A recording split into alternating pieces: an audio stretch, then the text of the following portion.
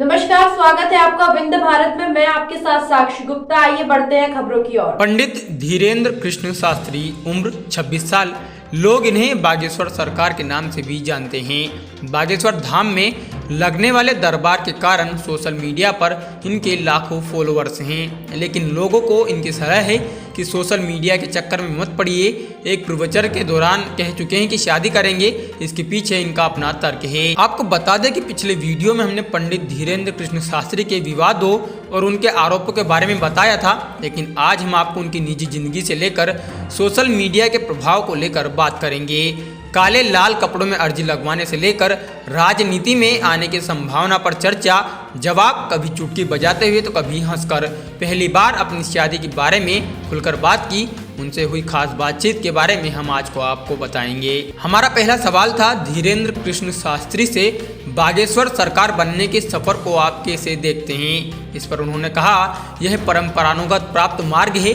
हमारे पूज्य दादा गुरु श्री इस मार्ग पर थे। हम आज भी शास्त्री हैं। सरकार बागेश्वर बालाजी को कहा जाता है।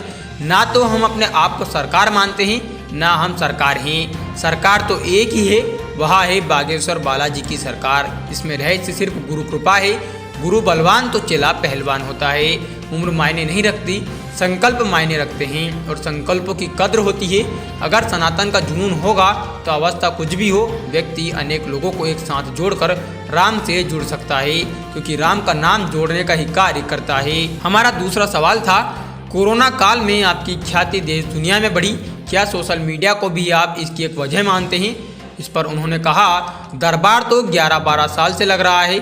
कोरोना से दरबार का कोई लेना देना नहीं है। पूर्व में भी दरबार लगता था। हाँ, यह कह सकते हैं कि सोशल मीडिया में लोगों ने अपलोडिंग की, जिससे माउथ पब्लिसिटी हुई। पिछले 4-5 साल में है ज़्यादा हुआ। आपकी नज़र अब पहुंची है। देखिए, किसी भी विषय में सोशल मीडिया का नेगेटिव और पॉजिटिव दोनों पक्ष है, लेकिन सोशल मीडिया संपूर्ण नहीं है। कोई व्यक्ति एक बार आएगा, यदि उसे सत्यता नहीं मिलेगी तो वह दोबारा नहीं आएगा। सोशल मीडिया माध्यम है और साधन हो सकता है, साध्य नहीं हो सकता है। सोशल मीडिया को हम साधन तो मानते हैं, साध्य नहीं मानते। साध्य तो बालाजी को ही मानते हैं। उन्हें जिनका वहाँ बुलाना होता है, उन्हें वे किसी न किसी माध्यम से खबर भेज देते हैं। हमारा अगला सवाल था, आपकी इस ख्याति में सबसे महत्वपूर्ण योगदान किसका मानते हैं? इस पर बालाजी सरकार के शिष्य बागेश्वर धाम सरकार ने कहा, बालाजी का राम नाम का अपने गुरु का गुरु हमारे दादा गुरुजी हैं। उन्होंने हमें इस धाम से जोड़ा। हमारी जिंदगी का एक हिस्सा हमारे गुरु के नाम है, और जिसका गुरु बलवान होता है, चेला पहलवान होता है। गुरु को मानने वाला बुद्धू नहीं, बुद्ध होता है। हमारा अगला सवाल था, 5G के युग में भी आप लाल, पीले और काले कपड़े में अर्जी लगवाते हैं। क्या आप आस्था को अंधविश्वास में बदलने का काम नहीं कर रहे हैं? इस पर उन्होंने बहुत अच्छा जवाब दिया। उन्होंने कहा, बहुत अच्छा विषय है। देखो, चाहे 4G, 5G, 6G आए, चलेगी हनुमान जी की ही। अगर हनुमान जी को मानना अंधविश्वास है तो फिर तो आपने पिता को पिता कहना ही अंधविश्वास है। अर्जी का एक विधान है, परंपरा है। कोई व्यक्ति मन्नत के रूप में सेवा रखता है। काले रंग के कपड़े में मन्नत बांधेंगे तो प्रेत बाधा की नकारात्मक एनर्जी शून्य हो जाएगी। लाल रंग के कपड़े में बांधेंगे तो मनोरथ पूर्ण होंगे। पीले रंग के कपड़े में बांधेंगे तो ब्याह हो जाएगा। यह गुरु परंपरा से चला आ रहा है। लाखों लोगों ने बताया कि वे बांध कर गए तो उनकी मनोकामना पूरी हो गई, जिसके बाद हमारी ओर दृढ़ता हो गई। कभी आप भी 2-4 मंगल गुजारिए। हमारा अगला सवाल था, धाम में अधिकतर परेशान और पीड़ित लोग आते हैं और आप उन्हें 21 बार पेशी आने पर आने को कहते हैं। किसी गरीब व्यक्ति के लिए यह कैसे संभव है? इस पर उन्होंने कहा, यहाँ सभी प्रकार के लोग आते हैं। यहाँ बाउंडेशन नहीं है कि आप 21 बार लगातार आइए। आप 1-2 बार अर्जी कीजिए, पेशी करिए, घर पर नियम का पालन कीजिए। सफलता मिलने लगे तो लगातार आइए। जो विदेश में रहते हैं वे तो साल में 1 बार आते हैं। सामर्थ्य के अनुसार आइए, जरूरी नहीं कि आप लगातार आएँ। मुझे नहीं लगता कि जो समर्थ होगा उसे आने में कोई दिक्कत होगी। यहाँ इतनी व्यवस्थाएं हैं, भंडारा है, अन्नपूर्णा रसोई 3 साल से निःशुल्क चल रही है। उसकी व्यवस्था किसके लिए है? भक्तों के लिए है। वहीं हमारा अगला सवाल था, युवाओं पर सोशल मीडिया के प्रभाव को लेकर आप क्या समझते हैं? उन्होंने कहा, युवाओं को यही संदेश है, आप भले देश में रहो, विदेश में रहो, यदि आगे बढ़ना है तो लक्ष्य बड़ा चुनो। सूर्योदय का चित्र या घोड़े का फोटो लगाने से जिंदगी में सफलता नहीं मिलेगी। आपको सूर्योदय से पहले जागना पड़ेगा, घोड़ों की भांति दौड़ना पड़ेगा। तभी आप लक्ष्य तक पहुंच पाएंगे। आजकल के युवा पाश्चात्य संस्कृति में लिप्त होकर अपने आप को मोबाइल रील में बर्बाद कर रहे हैं। यह घातक है। युवा सबसे बड़ी भूल कर रहे हैं नशे में, और अपनी दूसरी बड़ी भूल कर रहे हैं यूट्यूब पर आने वाले हीरो को मानने की। ये सब के सब नकली हैं। इस संसार में असली हीरो हैं तो वे हैं माता पिता और गुरु। जिस दिन ये युवा अपना मानना प्रारंभ कर देगा उन्हें, जिस दिन उनकी पदचिन्हों पर चलना प्रारंभ कर देंगे, उस दिन उस युवा की भी तरक्की होगी। उनके माता पिता भी धन्य होंगे, भूमि भी धन्य होगी, समाज भी धन्य होगा। इसके बाद हमारा अगला सवाल था, यूट्यूब पर तो आप भी हैं और आपको भी लाखों लोग फॉलो करते हैं। उन्होंने कहा, हम तो कहते हैं हमें बिल्कुल फॉलो मत कीजिए। आपने हमारा यूट्यूब देखा नहीं शायद, प्लीज़ देखिए ज़रूर। हम कहते हैं यूट्यूब पर हमसे जुड़ने की आवश्यकता नहीं है। यूट्यूब या मोबाइल पर आने वाले ज़्यादातर लोग नकली होते हैं। असली हीरो रियल लाइफ में माता पिता और गुरु होता है। यदि माता पिता यूट्यूब पर आए तो इसका मतलब यह तो नहीं कि नकार दें। अब हमारा सबसे महत्वपूर्ण और अगला सवाल था कि अपने गृहस्थ जीवन के बारे में आप क्या सोचते हैं।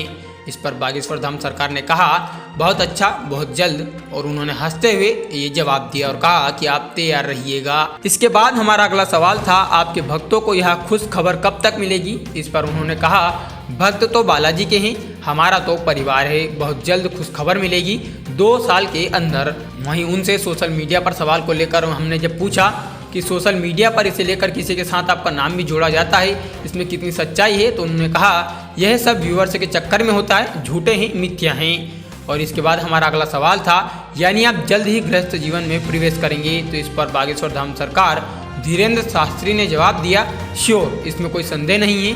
क्या गृहस्थ व्यक्ति सनातन का कार्य नहीं कर सकता? राम जी क्या थे? गृहस्थ थे। भारत में क्या गृहस्थ जीवन बुरा है? इसके पीछे बहुत लॉजिक है। आप सुनकर चौंक जाएंगे। कल के दिन कोई उंगली तो नहीं उठाएगा, कोई व्यक्ति है दृष्टि से तो नहीं देखेगा।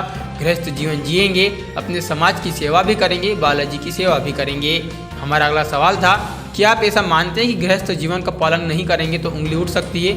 इस पर उन्होंने कहा, इस संसार में लोग कुछ भी बोल सकते हैं, जिस पर जितना बचा जा सके उतना अच्छा है। धीरेन्द्र शास्त्री से हमारा अगला सवाल था, राहुल गांधी की भारत जोड़ो यात्रा को लेकर आप क्या कहना चाहेंगे? तो इस पर उन्होंने कहा, पॉलिटिक्स में हमारा कोई कनेक्शन नहीं है, राजपीठ का सम्मान है, हम व्यासपीठ के आदमी हैं, व्यासपीठ की चर्चा करेंगे।